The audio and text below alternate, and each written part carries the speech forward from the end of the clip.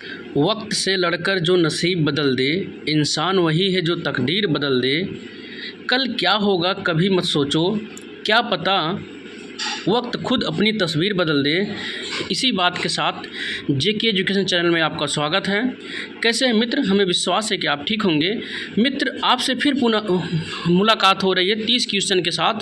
जैसे कि मैंने फर्स्ट एक्सरसाइज में करवाया था 30 क्वेश्चन, फिर हम दूसरी सीरीज लेकर उपस्थित हुए, इसमें भी 30 क्वेश्चन रहेंगे। और ये क्वेश्चन ऐसे हैं जो आपको हर पेपर में मिलेंगे, इससे बाहर नहीं आएगा, आप विश्वास करिए। आइए देखते हैं पहला क्वेश्चन क्या है। ठीक है, पहला क्वेश्चन देखिए, लिखा गया है कि स्वर तंत्रियों के आधार पर व्यंजन को कितने वर्गों में बांटा गया। कितने वर्गों में? इसको 2 वर्गों में बांटा गया है। ठीक है, आइए हम देखते हैं दूसरा क्वेश्चन क्या कह रहा है हमारा। दूसरा क्वेश्चन कह रहा है कि प्रत्येक शब्द की वर्तनी के सभी वर्णों को उसी क्रम में अलग अलग दिखाना क्या कहलाता है। यानी कि कोई भी शब्द हो, उसकी वर्तनी को जो वर्ण है, जो वर्ण है उसको अलग अलग दिखाना क्या कहलाता है? वर्ण विच्छेद कहलाता है। क्या कहलाता है? वर्ण विच्छेद। और संधि विच्छेद आप जान ही रहे हैं। जैसे मान लीजिए विद्यालय, विद्याधन आलय, तो विद्या एक शब्द हो गया, आलय दूसरा शब्द हो गया। तो यहाँ पे बात किया किसका किया है? वर्ण का किया है।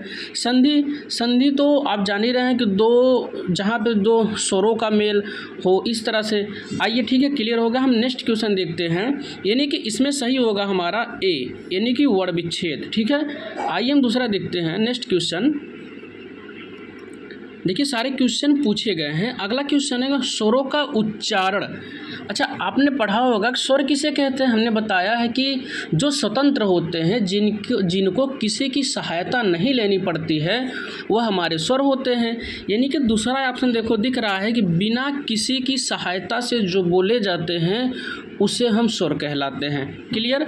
आइए नेक्स्ट चलते हैं। नेक्स्ट क्वेश्चन है, क्या कहता है, जैसे कि निम्न में से कौन सा स्वर्ग का वर्गीकरण नहीं है। किसका नहीं? देखिए, सबसे बड़ी बात, निगेटिव थिंकिंग से प्रश्न पूछा गया है कि निम्न में से कौन सा स्वर का वर्गीकरण नहीं है। पहला है हास्य स्वर, दूसरा है दुप्त स्वर, तीसरा है प्लुप्त स्वर, चौथा है संयुक्त स्वर। यानी कि हम अब देखिए, पहले हमने बात किया कि हास्य स्वर में क्या बताया थे, जो मूल स्वर होते हैं, छोटा आ, छोटी ई, छोटा ऊ, री, ये हमारे हास्य स्वर हो गए। और फिर जैसे हमने बताया, मतलब सी, देखो पुलुप स्वर में क्या था, जो 3 होते हैं। कितने होते हैं? 3 मात्रा जिसमें लगे होते हैं, जैसे ओम, हर लंबा हिस्से, ये हमारे पुलुप स्वर हैं। और संयुक्त स्वर में देखिए क्या होता है, जो 2 स्वरों से मिलकर बने, जैसे ए, ऐ, ओ, औ। ए, ऐ, ओ, औ, ये हमारे क्या हैं? ये संयुक्त स्वर हैं।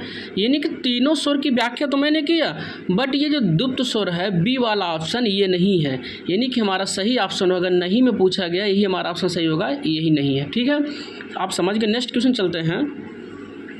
देखिए, हम बात करते हैं कि निम्न में से कौन सा शब्द प्रत्यय और उच्चारण के आधार पर व्यंजन का वर्गीकरण नहीं है। यानी कि प्रत्यय और उच्चारण के आधार पर हमने बताया था, हमारा वीडियो जो आप देखेंगे उसमें जा कर के मैंने प्रत्यय के आधार पर कितने होते हैं, उनकी संख्या 5 होती है। 5 होती है। तो कौन इसमें से नहीं है, जिसमें था विपरीत, सब विपरीत, सब विपरीत, ये सब सारी चीज़ें थी जो कि मैंने, देखिए अब इसमें देखिए, इसमें कौन सा सही होगा आपका? पहला है ऊष्म, दूसरा है उच्छिष्ट, तीसरा है पार्श्विक, चौथा है सघोष। अब देखिए, इसमें आपका होगा सही सघोष, जो है सही होगा डी ऑप्शन। ठीक है, आइए हम देखते हैं अगला क्वेश्चन। अगला क्वेश्चन का, जिन स्वरों के उच्चारण में 2 मात्रा का समय लगता है या हास्य स्वर से दुगना समय लगता है, उसे हम क्या कहते हैं? उसे हम गुरु स्वर कहते हैं। क्या कहते हैं? गुरु स्वर कहते हैं। ठीक, मूल स्वर के बारे में मैंने बात किया अभी। जो हास्य स्वर है, हास्य स्वर को ही मूल स्वर कहते हैं। ठीक है, अभी बात किया पुलुप स्वर के बारे में।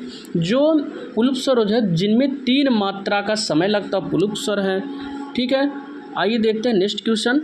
यानी कि इसमें कौन सही होगा? इसमें सही होगा डी ऑप्शन। क्लियर हुआ? आइए हम बात करते हैं नेक्स्ट क्वेश्चन। ये देखो क्वेश्चन रिपीट हो गया। नेक्स्ट क्वेश्चन चलते हैं। देखिए इसमें कहा है कि जिन व्यंजनों के उच्चारण के समय स्वर तंत्री में कंपन होती है उस उच्चारण स्थान के आधार पर ध्वनियों के वर्गीकरण में उसका क्या स्थान है। यानी कि जो स्वर तंत्री कंपन होना उसका क्या स्थान है, यानी कि हमारा इसमें होगा आपका काकल्य होगा। क्या है? काकल्य, यानी कि बी ऑप्शन है। ठीक है, नेक्स्ट चलते हैं हम। अगला है देखिए 38 है, यानी कि क्या था? विसर्ग। विसर्ग का उच्चारण स्थान है, पहला ऑप्शन है अनुनासिक, दूसरा ऑप्शन है तालव्य, तीसरा ऑप्शन है ओष्ठ, चौथा ऑप्शन आपका कंठ है। यानी कि विसर्ग का उच्चारण स्थान जो हमारा है कंठ है। ठीक है, आगे चलते हैं हम। नेक्स्ट क्वेश्चन है प्रत्येक वर्ग का प्रथम एवं द्वितीय वर्ण किस प्रकार के हैं। पहला ऑप्शन है नाद, दूसरा ऑप्शन है अघोष, तीसरा ऑप्शन है घोष, चौथा ऑप्शन है उपरोक्त में से एक से अधिक, पांचवा ऑप्शन है उपरोक्त में से कोई नहीं। जैसे कि इसमें आपका सही होगा बी अघोष। ठीक, बी ऑप्शन सही होगा। ठीक है, और देखिए ये बिहार एक बीपीएससी एक ऐसा पेपर करवाती है जिसमें से 5 ऑप्शन रहते हैं। कितने? 5 ऑप्शन रहते हैं। ठीक है, अब हम देखते हैं नेक्स्ट क्वेश्चन। जो भी कमेंट हो आप कमेंट करिएगा। ठीक है, इसमें कौन सा सही है? इसमें बी ऑप्शन सही है, यानी कि अघोष। ठीक, आगे देखते हैं हम। निम्न में से अंतस्थ व्यंजन कौन सा है। हमने बताया था जो हमारी थ्योरी की वीडियो पड़ी हुई है या रा लावा, यानी क्या है? ये अंतस्थ व्यंजन है। क्लियर हुआ? आगे चलते हैं हम। अब देखिए इसमें कह रहा है स्पर्श, कंठ ध्वनि, अघोष और महाप्राण ध्वनि है। कौन है? पहला ऑप्शन है खा, दूसरा ऑप्शन है घा, तीसरा ऑप्शन है गा, चौथा ऑप्शन है का। यानी कि पहला ऑप्शन हमारा सही होगा खा, जो है हमारा स्पर्श व्यंजन, कंठ ध्वनि, अघोष और महाप्राण है। ठीक है, आगे चलते हैं। देखिए महाप्राण, अल्प प्राण, सारा मैंने ट्रिक बताया हुआ अपने चैनल पर। 24 घंटा संघर्ष कीजिए, महाप्राण है, और 12 घंटा संघर्ष कीजिए, शाखा सा इत्यादि जो ट्रिक हमने बताई आप चैनल पे जाइएगा। जो थ्योरी की वीडियो है वर्णमाला की, आप उसमें देखेंगे तो आपको अच्छे से क्लियर होगा। आइए देखते हैं नेक्स्ट क्वेश्चन है 42। ओष्ठ वर्ण किस विकल्प में है? ओष्ठ, यानी कि जब आप ओष्ठ का उच्चारण करते हैं आपके ओठ एक दूसरे से मिलने चाहिए। पहले ऑप्शन है पा, फा, बा, भा, दूसरा है का, खा, गा, घा, तीसरा है त, थ, द, ध, चौथा है आ, ई, री विसर्ग। यानी कि हम देखते हैं ओष्ठ की बात किया है, आप बोलिए खुद से पेश करिए पा, फा, बा, भा, यानी कि इसमें पहला ऑप्शन सही है पा, फा, बा, भा। ठीक है, देखिए कंठ की बात आई, हमने बताया था कंठ, तालु, मूर्धा, दंत। कंठ में जो होते हैं का वर्ग, पूरे का वर्ग आएंगे। देखिए ये कंठ में आएगा, दंत में ता, थ, द, ध आएगा, इत्यादि इस तरह से आएंगे। लेकिन हमारा इसमें जो प्रश्न पूछा गया है, ये वीडियो में देखिए पूछा गया है, ऐसे प्रश्न आपसे हम करवा रहे हैं जो कहीं न कहीं हर बार पूछे गए, यही प्रश्न रिपीट हो रहे हैं। ओष्ठ वर्ण किस विकल्प में आता है? यानी कि देखिए आपको पा, फा, बा, भा। ठीक है, नेक्स्ट चलते हैं। नेक्स्ट क्वेश्चन हमारा है कि सभी महाप्राण वर्णों वाला वर्ग है। अब बताइए इसमें देखिए कौन सा महाप्राण वाला वर्ग है। पहला ऑप्शन है धा, च, ड़, बी वाला ऑप्शन है च, द, घ, सी ऑप्शन है ख, छ, ठ, डी ऑप्शन म, स, ध। अब बताइए इसमें कौन सा है? इसमें आपका है महाप्राण। आप देखिए महाप्राण में जाएंगे तो आपको जो हमने बताया है ट्रिक, उस ट्रिक से आपको देखेंगे क्लियर होगा कि क्योंकि उसमें जो दिया गया था कि 12, यानी कि ख, छ, ठ, थ, फ। अब देखिए इसमें ख, छ, ठ, थ, फ था, तो ये महाप्राण का था। इसमें देखिए कौन सा दिख रहा है? तो आपका सी वाला ऑप्शन जो दिख रहा है ख, छ, ठ है, और था फा नहीं दिया है क्योंकि ऑप्शन बनाया हुआ है। ठीक है, क्लियर हुआ, यानी कि 43 में आपका सी ऑप्शन सही होगा।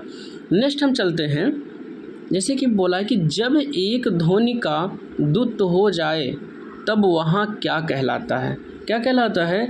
देखिए पहला है युग्मक ध्वनि, ठीक, आपका दूसरा है संयुक्त ध्वनि, तीसरा है आपका संप्रक्त ध्वनि, चौथा है पारंपरिक ध्वनि। यानी कि इसमें आपका सही होगा ए वाला जो आपका है युग्मक ध्वनि। क्या होगा, युग्मक ध्वनि। नेक्स्ट क्वेश्चन चलते हैं, दंतोष्ठ ध्वनि कौन सा है। देखिए पहले भी एक्सरसाइज जो मैंने कराया उसमें दंतोष्ठ से बहुत सारे क्वेश्चन आए थे, फिर भी रिपीट हो रहे हैं। देखिए इसमें दंतोष्ठ आपका वा है, ठीक है, यानी कि बी ऑप्शन सही है। अब नेक्स्ट चलते हैं, सभी स्पर्श व्यंजन कौन से वर्ग हैं, यानी कि सभी स्पर्श व्यंजन कौन से वर्ग में आते हैं। स्पर्श याद रखिए कि जब बताया गया था जैसे स्पर्श व्यंजन किस में आते हैं आपको, क च प द, यानी कि पहला ऑप्शन सही होगा इसमें स्पर्श व्यंजन में, ठीक है। नेक्स्ट क्वेश्चन चलते हैं, नेक्स्ट देखिए है अर्ध विवृत स्वर है। अर्ध विवृत स्वर जैसे विवृत, अर्ध विवृत, ईषद विवृत, समृद्ध, ये सारी चीज़ें हमने बताया था हमारी थ्योरी की क्लास में, देखिएगा। अब देखते हैं यहाँ पे कहा है कि अर्ध विवृत स्वर, पहला ऑप्शन है बड़ा आ, फिर ए, फिर ए, फिर उ। इसमें से आपका मैंने बताया था कि अर्ध विवृत स्वर में जो है ये मात्राएं पाई जाएंगी, जैसे कि आपको देखिए इसमें आपका ऑप्शन होगा सी। कौन सा होगा, ऑप्शन नंबर सी होगा। यानी कि आप याद रखिए जो हमारी थ्योरी की क्लास थी उसमें हमने बात किया था कि अर्ध विवृत में छोटा आ, फिर ए, फिर ओ, क्या ओ, यही होंगे, जिसमें से इस तीनों में से जो वर्ड दिखाई दे रहे हैं स्वर, देखिए कौन सा, सी ऑप्शन है। क्लियर हुआ। आगे चलते हैं नेक्स्ट क्वेश्चन पे। जैसे कि कहा है जिनकी ध्वनि केवल मुख से निकलती है वे क्या कहलाते हैं, क्या, जिनकी ध्वनि मुख से निकलती है वह निरानुनासिक कहलाते हैं। क्या कहलाते हैं, ऑप्शन नंबर बी सही है, ठीक। आगे देखते हैं, नेक्स्ट क्वेश्चन पे है अंतस्थ और उष्मवर्ण कितने होते हैं, कितने होते हैं, आपके 8 होते हैं। याद करिए जब हमने बताया था कि अंतस्थ व्यंजन यानी कि या, र, ला, वा, ये हमारे हो गए अंतस्थ व्यंजन। उष्म व्यंजन क्या थे, स, ख, स, ह। चार इसमें टोटल कितने हो गए, 8, यानी कि हमारा ऑप्शन नंबर सी सही होगा, ठीक है, 8। अगला क्वेश्चन देखते हैं, रा का विवरण, यानी किसका, रा का विवरण है। रा देखिए इसमें आप सही ऑप्शन होगा ए, पहला वाला सही होगा। वर्तेश, लुंठी, सघोष, महा, अल्प प्राण व्यंजन, ठीक, इसमें पहला सही होगा। नेक्स्ट क्वेश्चन चलते हैं, काकल्य वर्ण कौन सा है। अभी इसके पहले बात किया था काकल्य वर्ण के बारे में। काकल्य वर्ण कौन सा है, इसमें काकल्य वर्ण हमारा हा है, जो कि हा को हम उष्म संघर्षी भी कहते हैं और स्वर यंत्रमुखी भी कहते हैं, हा को भी इत्यादि नामों से जाना जाता। आगे चलते हैं, नेक्स्ट क्वेश्चन हमारा है 452, जिसमें कि या का उच्चारण स्थान है। या का उच्चारण स्थान हमारा क्या है, तालु है, ठीक है, या का उच्चारण स्थान तालु है। आगे हैं, निम्न में से कौन सा समूह सही नहीं है। अब देखिए बहुत वेरी इंपॉर्टेंट क्वेश्चन है कि निम्न में से कौन सा समूह सही नहीं है, यानी कि पहला ऑप्शन हमारा है मूर्धन्य, दूसरा ऑप्शन है ओष्ठ, तीसरा ऑप्शन है कंठ, चौथा ऑप्शन है वत्स। देखिए जैसे कि आप देखिए हमने बताया था कंठ, तालु, मूर्धा, दंत। कंठ में का वर्ग, कंठ तालु, तालु में चा वर्ग, कंठ तालु मूर्धा, मूर्धा में टा वर्ग, दंत, दंत में ता था दा वर्ग। लेकिन अब देखिए मूर्धा में क्या दे दिया, ये तो ऐसे ही गलत हो गया है। ओष्ठ में देखिए, इसके बाद इसमें आपका होगा कंठ, यानी कि कंठ में हमारा सही होगा ऑप्शन नंबर ई। 43 में कंठ में नहीं, का, खा, गा, घा, ये ऑप्शन सही होगा, ऑप्शन नंबर सी, ठीक। आगे चलते हैं हम नेक्स्ट क्वेश्चन पे। कह रहा है स्पर्श, दंत, ओष्ठ और महाप्राण वर्ग कौन सा है। कौन कौन, स्पर्श, दंत, ओष्ठ और महाप्राण वर्ण कौन सा है? पहला ऑप्शन इसमें आपको भा, दूसरा ऑप्शन था, तीसरा ऑप्शन फा, चौथा ऑप्शन छा। यानी कि इसमें सही ऑप्शन होगा था जो होगा हमारा ये स्पर्श, दंत, अघोष और महाप्राण वर्ण है। ठीक, नेक्स्ट क्वेश्चन चलते हैं हम। अब नेक्स्ट क्वेश्चन हमारा क्या कह रहा है कि देखिए, तो रिपीट क्वेश्चन हो गया। अगला कह रहा है कि 55 केवल मुख से बोले जाने वाले सस्वर वर्ण को क्या कहते हैं? किसको? जो मुख से बोले जाते हों, यानी कि अभी क्वेश्चन आया था मुख से बोलने वाले केवल, यानी कि डी ऑप्शन है निरानुनासिक। ठीक, अगला चलते हैं हम। संयुक्ताक्षर व्यंजन निम्न में से कौन से हैं? कौन सा संयुक्ताक्षर व्यंजन निम्न में से कौन से हैं? अब बताओ संयुक्ताक्षर कौन थे? छत, रंग, ज्ञा, सरा। देखिए किस ऑप्शन में दिख रहा है छत, रंग, ज्ञा, सरा किस में दिख रहा है? बी में, यानी कि हमारा ऑप्शन नंबर बी सही है। ठीक है, आगे चलते हैं। कह रहा है कि किसके उच्चारण में कंठ और नासिक स्थान से मदद ली जाती है? किसके उच्चारण में कंठ और नासिक स्थान से मदद ली जाती है? यानी कि आप बताओ, हमने बात किया था कंठ, इसमें पहला ऑप्शन देखो अंगा, इया, ला, फा। यानी कि आपको याद होगा कंठ मतलब का, खा, गा, घा, अंगा तो है, लेकिन अंगा जो हमारा था नासिक से बोला जाता था। अब मुख्य रूप हम यहीं पकड़िए क्वेश्चन को, कंठ यानी कि जब भी होगा तो कंठ की लाइन में होगा, तो कंठ की लाइन में नासिक वाला वर्ड आया कौन सा? अंगा, यानी कि हमारा अंगा सही होगा। ठीक, आगे चलते हैं। कहा है कि किसके उच्चारण में वात्स्य की सहायता से की जाती है? किसके? वात्स्य की सहायता से की जाती है, यानी कि 58 में जो हमारा सही होगा, कौन सा सही होगा 58 में? 58 में हमारा सही होगा सी। कौन सा? सा जो होता है उसकी सहायता से बोला जाता है। नेक्स्ट क्वेश्चन है, ता और दा को उच्चारण स्थल के आधार पर क्या कहते हैं? किसके? ता और दा को क्या कहते हैं?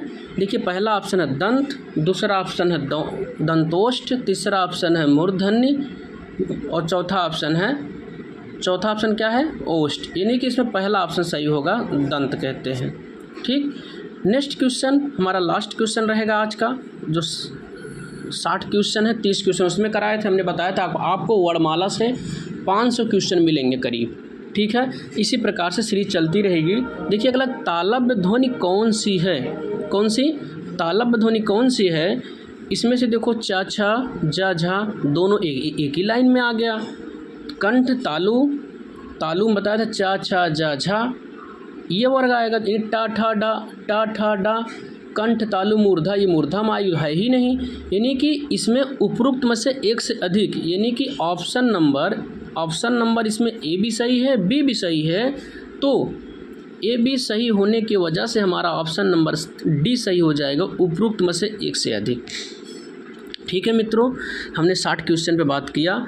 आप वीडियो अच्छा लगे लाइक करिएगा, शेयर करिएगा और चैनल को सब्सक्राइब करना ना भूलिएगा। इसी तरह से 60 के बाद 61, 62 हम 500 क्वेश्चन की सीरीज में लेकर वर्णमाला से लेकर आएंगे।